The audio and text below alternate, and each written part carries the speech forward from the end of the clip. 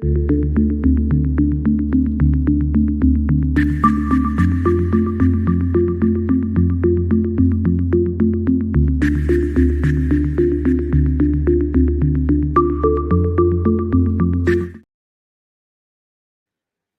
afternoon and welcome to BizTech's Asian Midday Market Watch. It's Thursday, the 9th of March, and we have David Kuo, founder of the Smart Investor Singapore, as our guest today. David, it's always great to have you back on the Thursday. Yeah, selamat tengah hari, Brian. I can't wait to see whether it's a sea of green or a sea of red or a mixed picture. So don't keep us in suspense. All right, and also we'll first start by taking a look at crypto markets. Bitcoin is at 21,739. It's down 1.83%. Ethereum is at 1,538.29. It's down 1.57%. Now, look, starting off at your neck of the woods, David, the Straits Times Index is down 0.26%. KLCI is down 0.26%. Shanghai is down 0.3%. The ASX All Ordinaries is 0.2% up. Nikkei is up 0.49%. The Hang Seng is up 0.09%. And rounding up the numbers, we've got the Kospi, which is down 0.38%. Pretty mixed bag today, David. What are your thoughts on the trading in the first half of the day? I think people are still fairly undecided at the moment, Brian, as to which direction the market is going to go. There was a two-day Senate Banking Committee meeting, and whilst on the first day, Jerome Powell was very adamant that interest rates were going to rise, then on the second day, he softened his tone slightly. So I think people are at the moment trying to decide which direction interest rates are going to be heading. But I think the bond market tells you an awful lot. If you have a look at the US 3-month, 1-year, 10-year treasuries, it tells you an awful lot as to what direction they think they're going. So I'm not really entirely surprised that there is a very mixed bag over here in Asia. People don't know. People literally don't know. And those people who say they do know are probably either lying or they are unaware as to what is going on in the world right now. Okay, so David, then I've got to ask you two questions related to what you've just said. First question is Jerome Powell's testimony, which half do we believe? And the second question has to be around what you just said, around bonds and what's happening in the bond market. So that's more of an indicator of what people think is going to happen. What should we be doing? Do bonds look more attractive now? Well, it depends on what you take away from what Jerome Powell actually said, right? On the first day, he was very clear. He said that inflation is his overriding concern, and he said that high inflation is damaging to the American economy and also to the American consumers. So when you walked away from that, you thought, okay, interest rates are going to go up.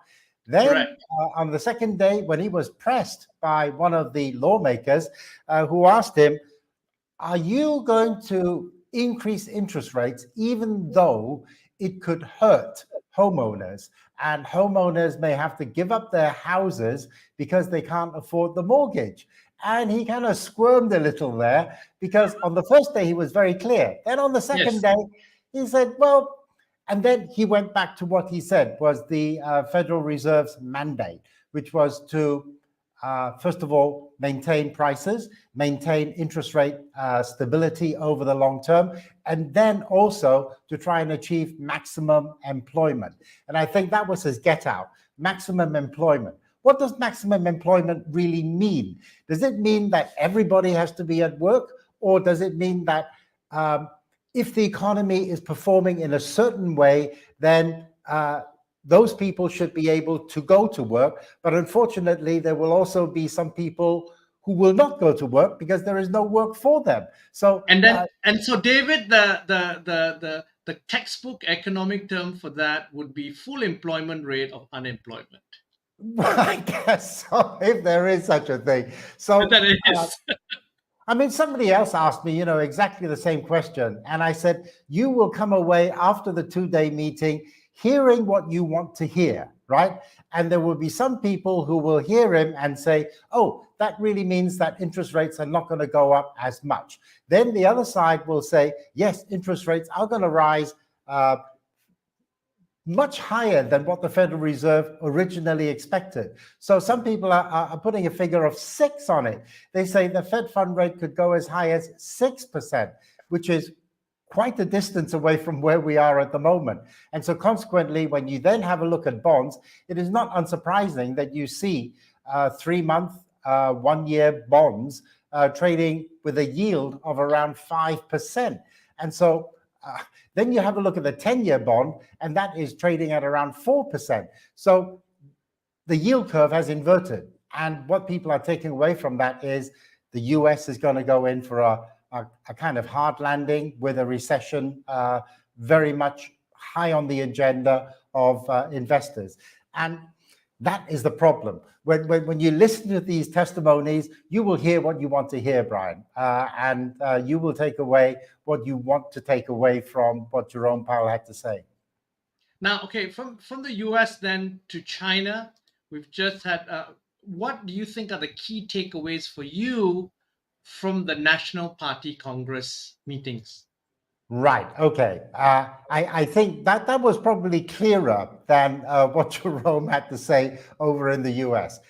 There is going to be a consolidation of power, and the leaders are going to protect themselves in any way possible. In other words, it is the Communist Party of China that is going to be key.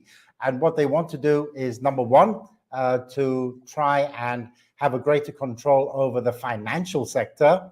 And then number two, what they want to do is to have a greater control over data. And those are the two areas that they reckon are the most important. In other words, they cannot risk another kind of financial instability that is being caused by the housing market. And at the same time, they cannot allow a proliferation of data that isn't controlled by the state. And so I think my key takeaway from that is more power is going to be in the hands of Xi Jinping. And is that a worry for investors? Well, yes and no. On the one hand, common prosperity is going to be very much the key for China. And that is really what Xi Jinping wants. He wants common prosperity.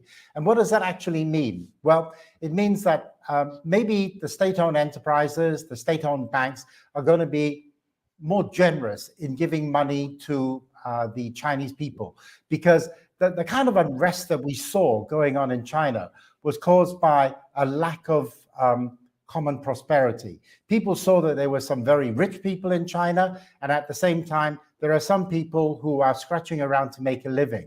So this is really communism in another word. He's going to take from the rich and give to the poor. He's going to take from the rich enterprises and give to the poor, just to ensure that there is more equality. Is that a good thing or a bad thing? Well, from an investor's perspective, people with more money is probably a good thing. But is that going to entice me to invest in Chinese companies? I think the answer is probably no, not so much. I would much rather invest in China through outside companies. And if consumers are going to be having more money, Brian, then I think the likes of McDonald's, Starbucks, Yum Brands, which owns Kentucky Fried and Pizza Hut, those kind of companies are probably going to do well. Your consumer companies like Procter & Gamble, Unilever, I think they're going to do well. And so if you want to have a look at China, yes, I think there is going to be greater equality in China, but would you want to invest in a company where, if it was doing fabulously well, Brian, it's going to have to give away some of its profits to the state? And I think the answer to that one is it goes against everything that I believe in. Now, David, I always thank you very much for your sagely advice. Thanks for your insights. Thank you. Now, we've been speaking to David Kuo, founder of the Smart Investor out of Singapore, on BizTech's Asian Midday Market Watch. I'm Brian Fernandez. This show will be on our website, www.biztech.asia, as well as our syndication partners, TV stations, radio stations, and websites. Thanks a lot for tuning in.